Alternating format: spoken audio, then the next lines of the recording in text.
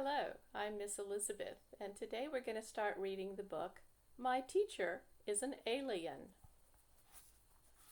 Hey, geekoid, yelled Duncan Dougal as he snatched Peter Thompson's book out of his hand. Why do you read so much? Don't you know how to watch TV? Poor Peter. I could see that he wanted to grab the book back from Duncan, but I also knew that if he tried, Duncan would cream him. Sometimes I wonder if Duncan's mother dropped him on his head when he was a baby. Something must have made him decide to spend his life making other people miserable. Otherwise, why would he spend so much of his time picking on a kid like Peter Thompson? Peter never bothers anyone. Heck, the only thing he really wants is to be left alone so he can read whatever book he has his nose stuck in at the moment. That doesn't seem like too much to ask to me, but Duncan takes Peter's reading as a personal insult. So here it was, the first day back from spring vacation. We hadn't even gotten into the school building yet, and I could tell by the look on Duncan Dougal's face that the spring fight season was about to begin.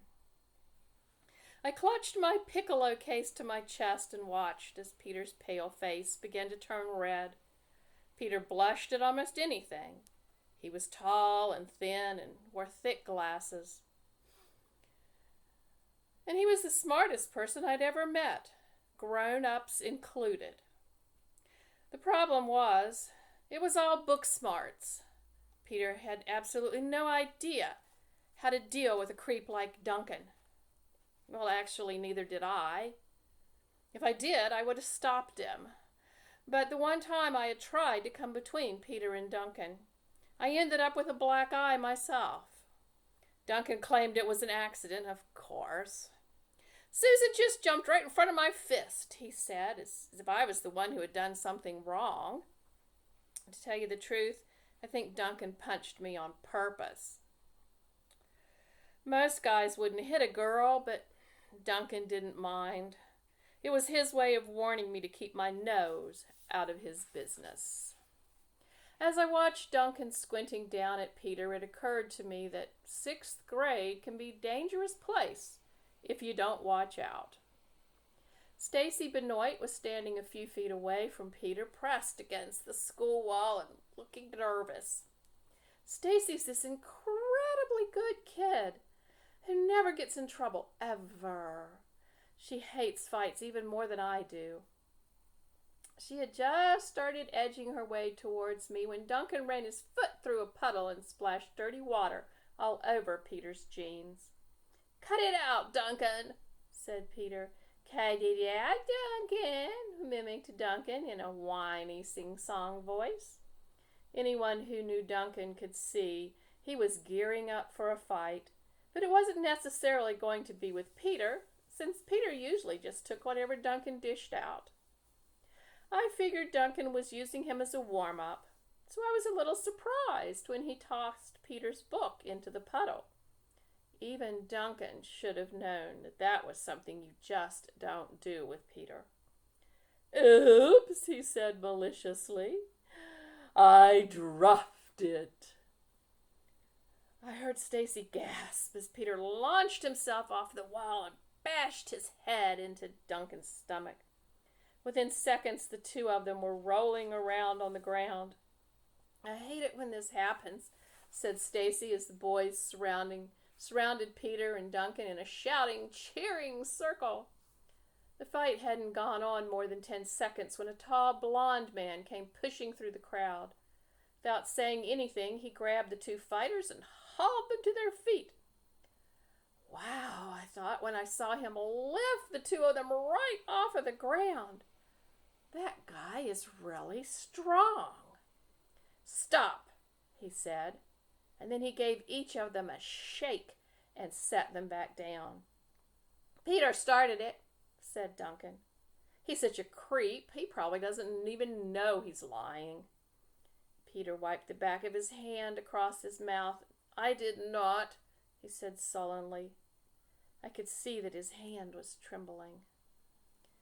"No more," said the tall man, as if he really didn't care who started it.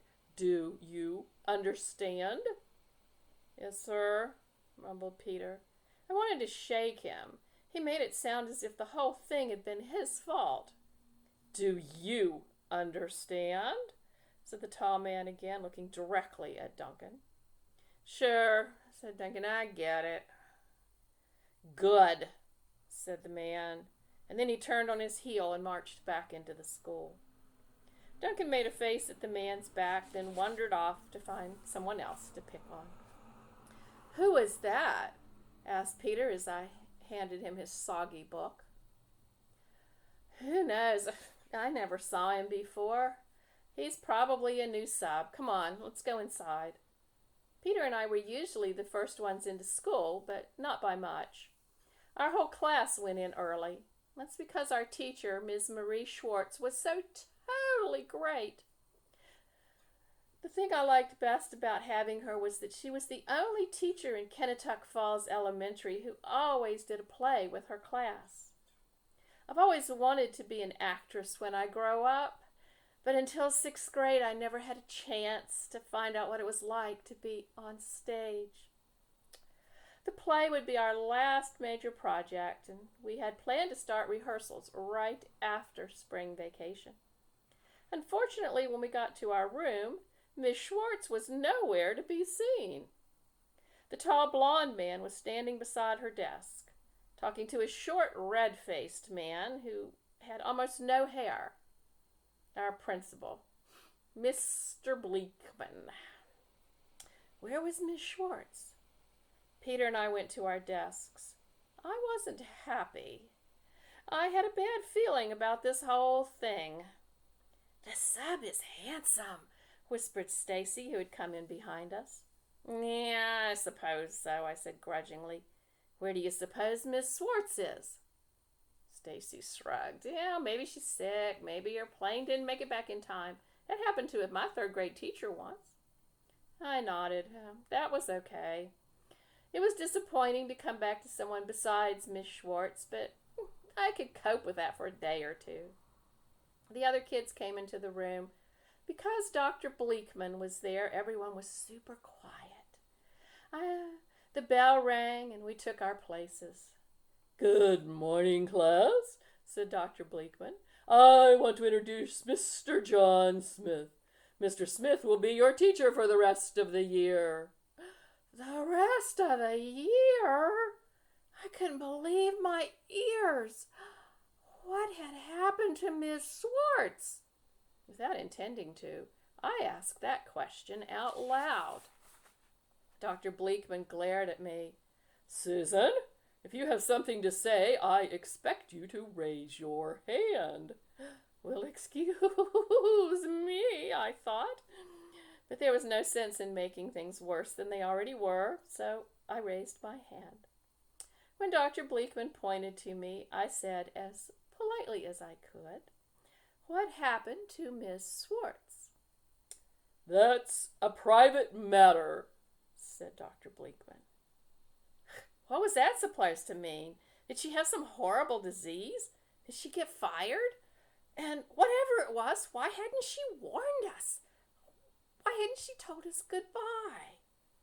Without thinking about what I was doing, I stood up and I said, I want to know where she is.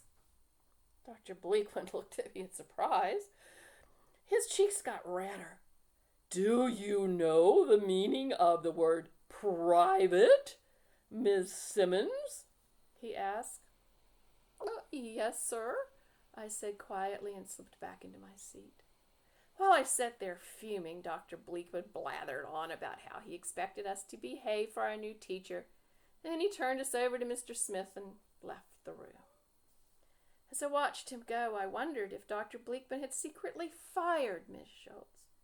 I'd always suspected he didn't like her, mostly because she didn't do things by the book.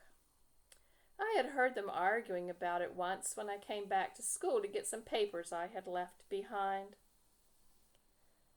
And then suddenly I wondered if having Mr. Smith meant that we wouldn't be doing our play. I began waving my hand in the air. "Yes, Miss Simmons?" asked Mr. Smith. "Miss Simmons again? Ugh, were we going to have to talk like this for the rest of the year?" "Are we still going to do our play?" I asked. Mr. Smith lifted one blonde eyebrow in astonishment. "Play?" he said. "Of course we're not going to do a play. We're here to work." I sank back in my seat. Oh, sixth grade was going bad faster than a dead fish on a hot day.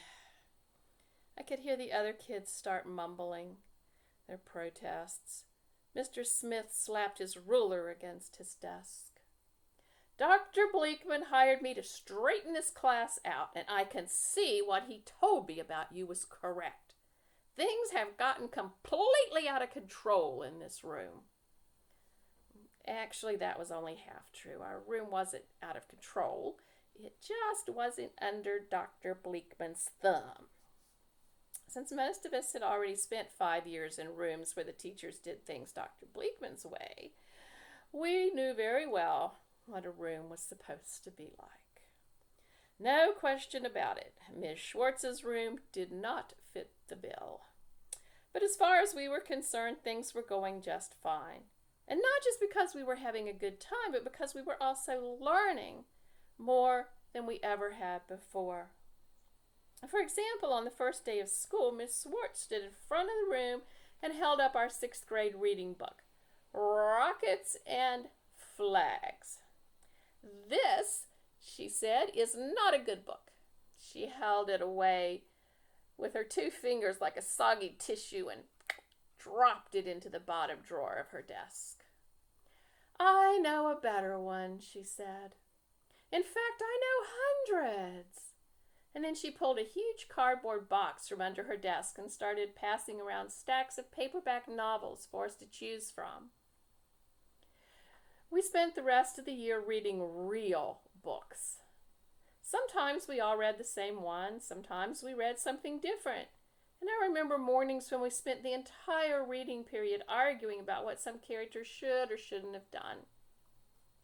Kids who never liked reading before were really getting into it. Unfortunately, Mr. Smith didn't believe in that kind of thing. In fact, the first thing he did after taking attendance that morning was pass out copies of Rockets and Flags. Miss Schwartz always read out loud to us, sometimes twice a day. She read wonderful books like The Hobbit and The Sword in the Stone. When someone asked Mr. Smith if he was going to read out loud, he gave him a funny look and said it was a waste of time. Well, you get the picture. Over the next few weeks, Mr. Smith straightened us out all right. Do you know how boring a straight line is? We had no more surprises. We pretty much stopped laughing in school.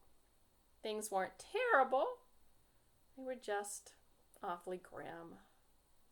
Even the playground wasn't as much fun as it had been. Oh, Mr. Smith did keep Duncan Dougal from beating kids up, but he went nuts every time we played the radio.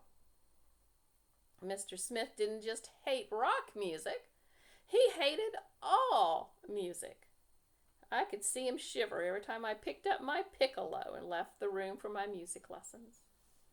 After the 3rd week of this, I said something about it to my music teacher. He sighed. "Susan, you have to understand that not everyone appreciates the finer things in life." When I got back to the room that day, it was time for our math test. I finished the test early. I was still feeling cranky about Mr. Smith's reaction to my piccolo. So I decided to write a note about it to Stacy. "Mr. Smith is a total creepoid," I wrote. That felt so good, I decided to keep going. "He has totally ruined this class. Our whole year has gone down the tubes. The man is a Philistine." Philistine. That was a word I just learned from my father. It means someone who has no appreciation for art or history or beauty. and I thought it was a neat word, and I used it every chance I got. A few more sentences, and I was really wound up. This note was a humdinger. At the bottom, I drew an extra tall, extra skinny picture of Mr. Smith holding his ears while I played my piccolo. It wasn't a very nice picture. But when I was all done, I felt better. I slipped the note under my test and waited for a chance to pass it to Stacy. I began thinking about how she'd react to my picture. I imagined her laughing so hard she fell out of her chair. Unfortunately, while I was daydreaming, Mr. Smith started collecting our papers. By the time I saw him walking up my row, it was too late to move the note. As I watched in horror, he snatched my test and my note along with it.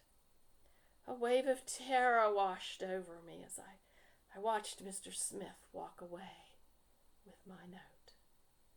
I closed my eyes and I swallowed. I was doomed. The only thing I could think about for the rest of the day was how was I going to get that note back? When we went outside for recess, I pulled Stacy aside to tell her what had happened. What am I going to do? I wailed. I don't know, she said, but you better think of something. If that note has my name on it, Mr. Smith will be mad at me too. Maybe he won't see it, I said. Stacy snorted. Are you kidding? He's checked every single paper we ever handed in. Actually, the heavy-duty checking was probably the only thing I liked about Mr. Smith. He always handed back our papers, but of course, they never had a note or a comment on them, just lots of red circles around mistakes and a grade at the top. I didn't mind that on math papers, but it really annoyed me when it came to my writing. When Ms. Schwartz marked our stories and essays, she'd always penciled in comments to let us know that she was paying attention to our ideas. When Mr. Smith handed back an essay, it looked like he'd been sitting next to an axe murderer while he was grading it. The man must have bought red pens by the case, but all he used them for was to circle missing commas and misspelled words. He treated our essays like a spelling test. Finally, I decided to try to get back into the building to see if I could snatch my note. Now, if this had been Mrs. Schwartz, I could have just asked to go to the bathroom. But Mr. Smith didn't believe in letting you off the playground for such a frivolous reason. He said by the time you were in 6th grade, you should know well enough to take care of things like that in advance.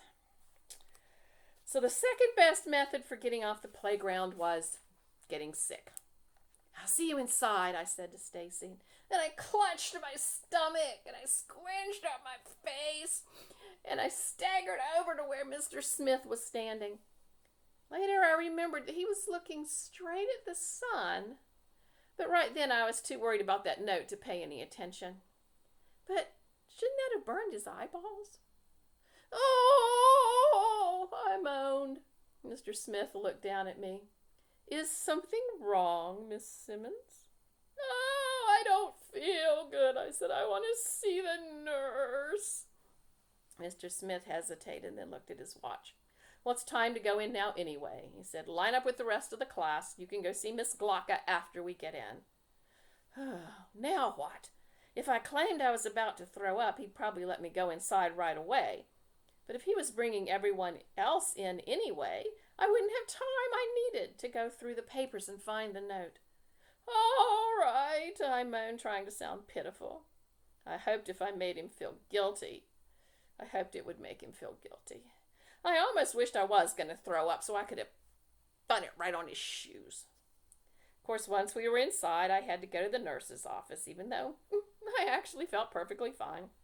Miss Glocka told me to lie down. I wasn't surprised. That was her basic cure for everything.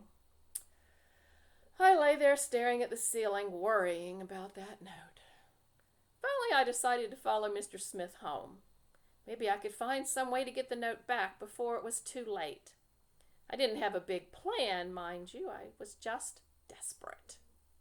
I wasn't sure where Mr. Smith lived, but I figured it couldn't be too far, since he always walked to school. At last the bell rang, and I hung around on the playground waiting for Mr. Smith to come out of the building. I was concentrating so hard I almost jumped out of my skin when Peter Thompson came up behind me and said, "Hey, Susan, what are you doing?" "None of your business," I hissed. "Leave me alone." Peter's skinny face kind of crumpled and he looked like he was going to cry. "Look," I said, it's private, okay?" "Sure," said Peter. I won't bother you." He tucked his book under his arm and walked away, trying to whistle. It was a pretty pathetic sound. I thought about Peter and realized with a shock that I was probably the closest thing to a friend that he had. That made me kind of sad. Not that there's anything wrong with having me as a friend, but I've got a lot of friends, and I didn't really think of Peter as being one of them. I liked him all right. He just wasn't someone I spent much time around. I wonder if there was anyone who spent much time around him. My thoughts were interrupted when I saw Mr. Smith come out of the building. I waited for a minute or two and then began sneaking along behind him. I tried to stay back a half a block or so, and whenever I could, I ducked behind a tree or a bush so he wouldn't spot me. I probably looked pretty weird, but that's the nice thing about being a kid. You can get away with that kind of stuff. Mr. Smith's home was further away than I had expected. He lived at the edge of town in an old white house with black shutters. The house was set way back from the street, and a thick hedge surrounded the lot. I stood outside the hedge, feeling stupid. What had I hoped to accomplish by following Mr. Smith? But I was in luck.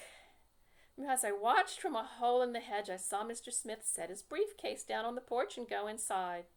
Since it was a warm afternoon, I figured he planned to get something to drink and then come back outside to sit on the porch and correct our papers.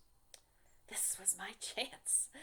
I scooted through a hole in the hedge and onto the porch. I was working up the nerve to open that briefcase when I heard an unearthly howl. Oh, it sounded like someone was trying to put an animal in a blender.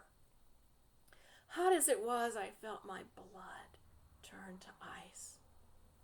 What was going on here? Had someone attacked Mr. Smith? I mean, I wasn't crazy about the man, but I didn't want him to be tortured or anything, which is what this sounded like. Should I run for help or go inside? But what kind of help could I get? All I could say was I heard a terrible noise, and nobody was yelling or anything. I didn't think I could get anybody to come. And then it occurred to me that maybe Mr. Smith was putting an animal in the blender, or something awful like that. If so, he shouldn't be teaching our class. I decided to find out. And we will see next time in part 2 what she found out.